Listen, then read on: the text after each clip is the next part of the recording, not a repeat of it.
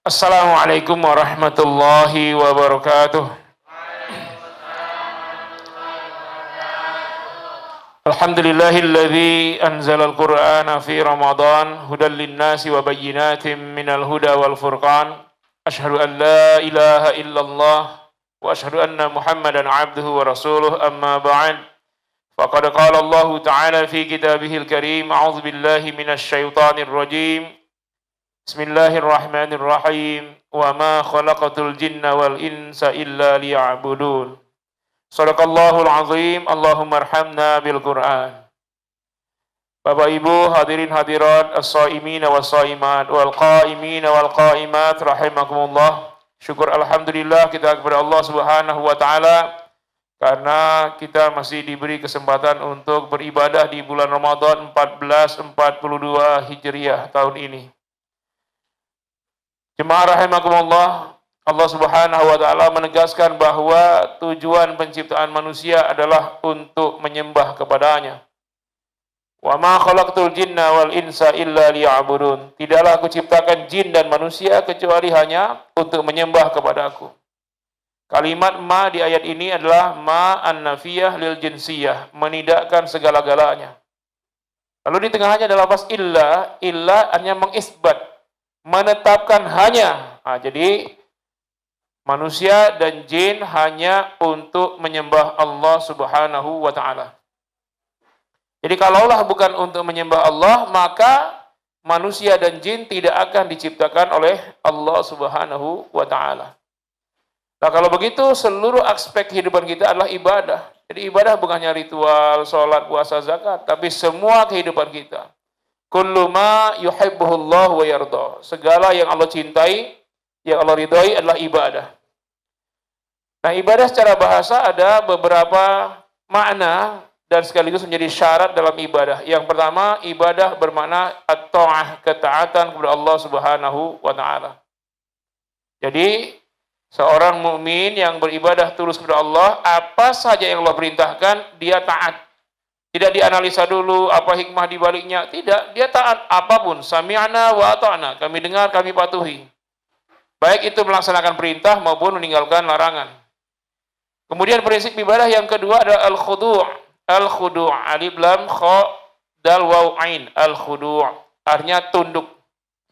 Tunduk atas semua ketentuan Allah. Jadi memaksimalkan ketaatan, itu al-khudu'. Ya, tidak ada sedikit pun rasa membangkang. Ya. Wa ma kana lil mu'minin wala mu'minatin idza qadallahu wa rasuluhu amran ay yakuna lahumul khiyaratu min amrihim wa may ya'sillaha wa rasulahu faqad dhalla dhalalan mubina. Tidaklah pantas bagi seorang mukmin baik laki-laki maupun perempuan apabila Allah dan Rasulnya telah menetapkan sebuah perkara, dia mencari pilihan lain atas perkara mereka.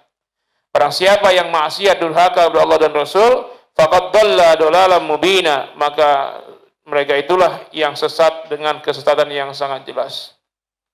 Nah, jadi kita melaksanakan apa yang Allah perintahkan betul-betul semata-mata ya karena ketaatan, ketundukan, tak ada sedikit pun pembangkangan.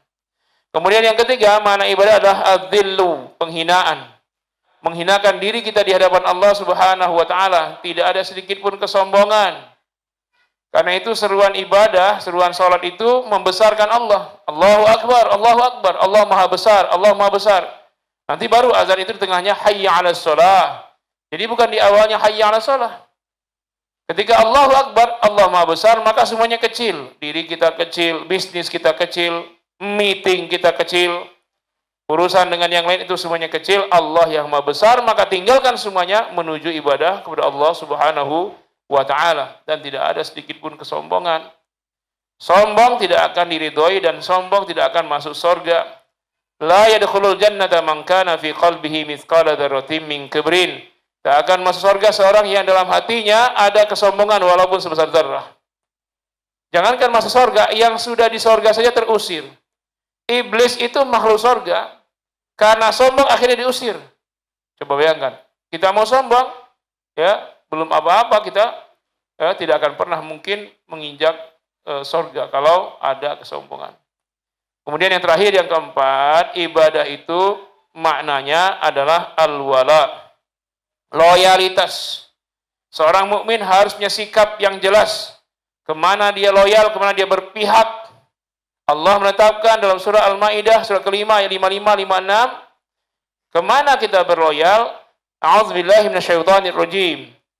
Innama waliyukumullahu wa rasuluhu walladzina amanu alladzina yuqimuna as-salata wa yu'tuna az-zakata wa hum raki'un. Sesungguhnya tempat kamu berloyalitas, berpihak wahai orang beriman kepada Allah wa rasuluhu, dan loyal kepada Rasulnya, walladzina amanu, dan orang yang beriman. Siapa orang beriman? Yang alladzina yuqimuna as-shalah, yang mendirikan salat, wa yu'tuna az-zakah, senantiasa menunaikan zakat, wa hum raki'un, dan mereka tunduk kepada aturan Allah Subhanahu wa taala.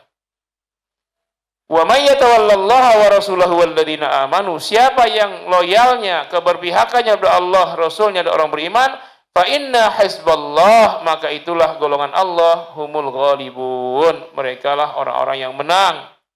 Jadi maksudnya kita lebih mengutamakan orang muslim daripada yang lain sekalipun pejabat. Telah dicontohkan Rasulullah ketika sedang menghadapi petinggi-petinggi ya dari kafir Quraisy, ada Ubay bin Khalaf, Umayyah bin Khalaf, kaya raya konglomerat, sedang Nabi dakwahi, ya, juga termasuk Jenderal Al-Walid bin Al-Mughirah. Bayangkan kalau mereka masuk Islam, anak buahnya akan ikut masuk Islam. Tapi sedang asik Nabi berdakwah, datang seorang yang buta. Dia sudah beriman, namanya Abdullah bin Umi Maktum. Dia teriak, "Ya Rasulullah, alimni ma 'allamaka rabbuk." Nabi belum menoleh. Karena Nabi lagi fokus mendakwakan orang kafir. Dia teriak lagi, "Ya Rasulullah, alimni ma 'allamaka rabbuk." 2 kali. Baru yang ketiga kali Nabi menoleh, "Ya Rasulullah, alimni ma 'allamaka rabbuk." Ya Rasul, ajari saya yang Tuhanmu ajarkan padamu. Lalu Rasul melihat ke pintu masjid, melihat Abdullah. Kemudian Rasul bermuka masam dan memalingkan wajah. Nah, karena ini maka turunlah surat Abasa ayat 1 sampai 42 yang menegur Rasulullah. Padahal konteks dalam peristiwa itu yang salah itu kan Abdullah bin Umi Maktum. Tetapi kenapa Nabi yang ditegur? Abasa wa tawalla, dia bermuka masam dan dia berpaling, anja'ahul a'ma, ketika datang seorang yang buta. Wa ma yudrika la'allahu yazzakka, kau tidak tahu dia akan mensucikan jiwanya. Ya, ditegur. Kenapa turun ayat ini?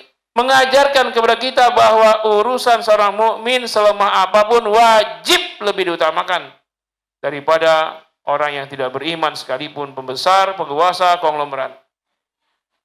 Dan Rasul tidak marah pasca kejadian itu. Ya, Nabi selalu menyambut Abdullah. Kalau lagi pengajian, Nabi lagi majelis Rasul, Abdullah datang terlambat, Rasul melihat dari jauh, langsung beliau berdiri menyambut kedatangannya. Marhaban ya man addabani Rabbi. Selamat datang wahai orang yang karenanya saya diajari akhlak oleh Tuhan saya. Disambut, dibimbing, lalu duduk di depan majelis Rasul. Begitulah Rasulullah sampai akhir hayat. Ini mengajarkan kita untuk lebih berpihak kepada orang yang beriman. Nah, sekarang bagaimana kita? Ya, dalam hal ekonomi saja misalnya. Ketika puasa ini, buka puasa, kemana kita membeli bahan-bahan makanannya untuk takjil, iftar. Warung-warung muslim banyak, tapi masih aja ada orang muslim yang membeli di warung non-muslim.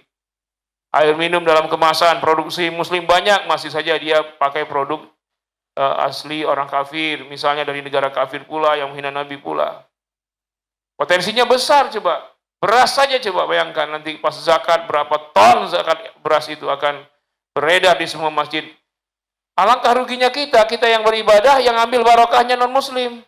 Justru kesempatan itulah, carilah beras milik Pak Haji, milik muslim, sehingga mereka merasakan barokah puasa ini betul-betul rasa, baik di dunia maupun di akhirat kelak. Nah, ini kesempurnaan ibadah kita. Tidak melulu terkait dengan hablum minallah, tapi bagaimana kita dengan sesama muslim.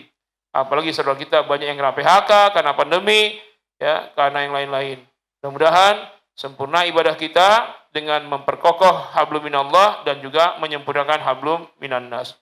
Semoga bermanfaat dan semoga kita semua nanti keluar di bulan Ramadan sebagai orang yang bertakwa. La'allakum tattaqun. Mohon maaf. Terima kasih. Wassalamualaikum warahmatullahi wabarakatuh.